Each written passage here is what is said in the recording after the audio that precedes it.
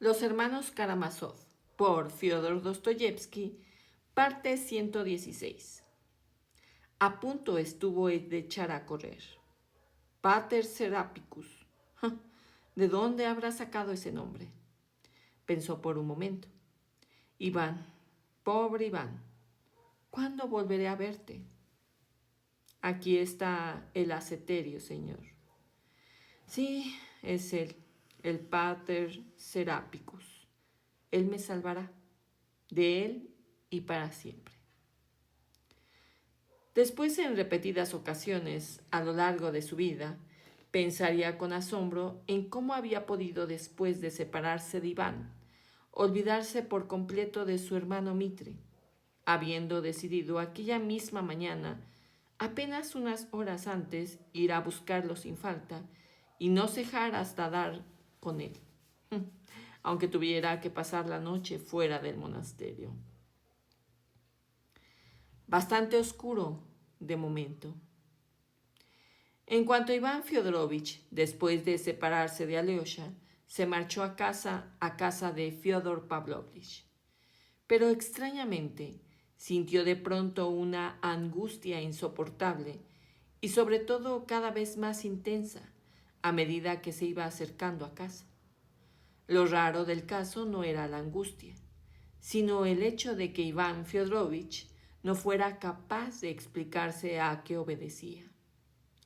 Ya antes, con cierta frecuencia, había experimentado una angustia semejante, y no era de extrañar que le asaltara en aquellos momentos, cuando al día siguiente, rompiendo con todo lo que había traído a aquel lugar, se disponía a cambiar drásticamente de rumbo y a emprender un nuevo camino, totalmente ignoto y nuevamente en solitario. Partía con grandes expectativas, aún sin saber en relación con qué, esperando mucho, acaso demasiado, de la vida, sin poder precisar, en cualquier caso, en qué consistían ni sus expectativas ni sus anhelos. De todos modos, en aquellos momentos, aunque sin duda sentía angustia ante lo nuevo y desconocido. No era eso, ni mucho menos. Lo que le inquietaba, ¿no será la aversión a la casa de mi padre?, se preguntó. Bien podría ser, me desagrada tanto, y aunque esta va a ser la última vez que pase por esa odiosa puerta, me sigue pareciendo igual de repugnante. Pero no tampoco era eso. Habría sido la despedida de Alyosha y la conversación que había tenido con él. Tantos años guardando silencio con todo el mundo, sin dignarme abrir la boca, y de pronto me pongo a soltar toda esa sarta de disparates. En verdad bien podía tratarse de despecho juvenil, de inexperiencia juvenil y de vanidad juvenil. Despecho por no haber sabido explicarse, y para colmo, con un ser como Alyosha, de quien tanto esperaba, indudablemente en su fuero interno. Por supuesto que también había algo de eso. Ese despecho tenía que influir necesariamente, pero tampoco era esa la clave, ni mucho menos. Es una angustia que me produce náuseas, pero soy incapaz de determinar cuál es la causa. Ay, mejor no darle vueltas. Iván Fyodorovich probó a no dar más vueltas, pero eso tampoco ayudó. Lo más lamentable y sobre todo lo más irritante de aquella angustia era que presentaba un aspecto un tanto fortuito y totalmente externo. Eso se notaba. Había en algún sitio un ser o un objeto que saltaba a la vista, como cuando tenemos algo delante de nuestras narices, algo que también salta.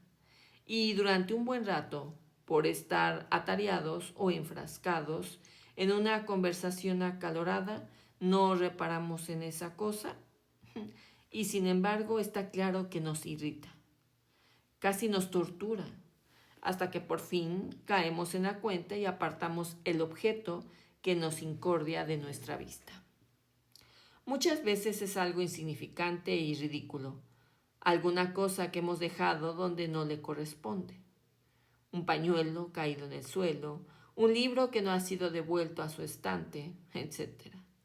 El caso es que Iván Fyodorovich llegó a la casa de su padre con un humor de perros, presa de gran irritación. Y de pronto, a unos 15 pasos de la cancela, al fijarse en el portalón, cayó en la cuenta de que era aquello que le inquietaba y le molestaba tanto. Sentado en un banco cerca del portalón, tomando el aire fresco del anochecer, estaba el criado Smerdiakov.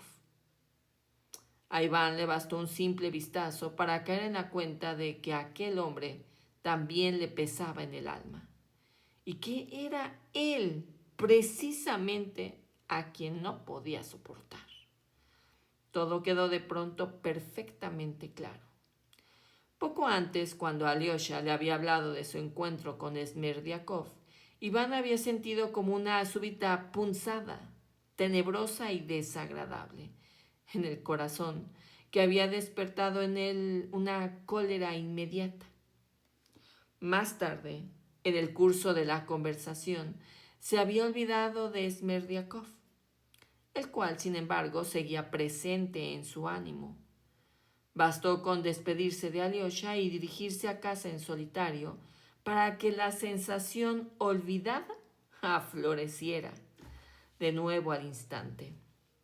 ¿Será posible que este canalla redomado me produzca tal desasosiego?, pensó con insufrible rabia.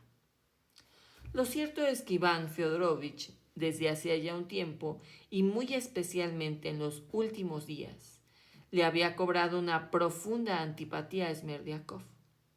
Él mismo se daba cuenta de cómo iba creciendo su odio, o poco menos, a ese individuo. Posiblemente, si ese proceso se había agudizado, tanto había sido porque al principio nada más aparece Iván Fyodorovich en nuestra ciudad, había ocurrido todo lo contrario. Entonces había mostrado una especie de interés particular por Smerdiakov, a quien encontraba incluso muy original.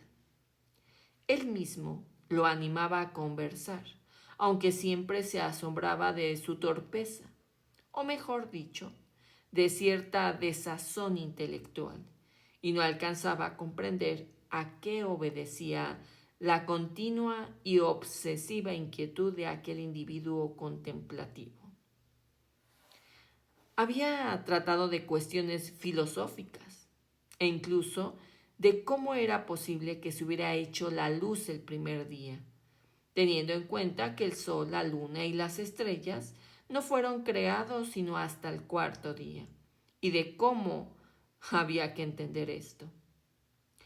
Pero Iván Fyodorovich no tardó en concluir que no se trataba del sol, la luna y las estrellas, que por muy llamativos que sean el sol, la luna y las estrellas, para Smerdiakov tenía un interés muy secundario, que lo que él buscaba era algo bien distinto.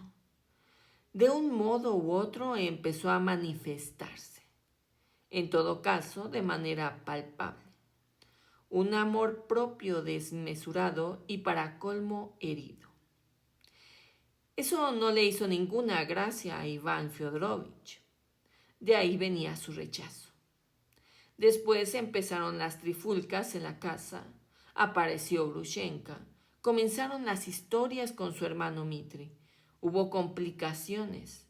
También trataron de todo eso, pero aunque Smerdiakov siempre hablaba de estos temas con gran agitación, no había forma de averiguar qué era lo que pretendía. Resultaba incluso sorprendente la falta de lógica y la incoherencia de algunos deseos suyos que se manifestaban contra su voluntad y que eran siempre invariablemente confusos.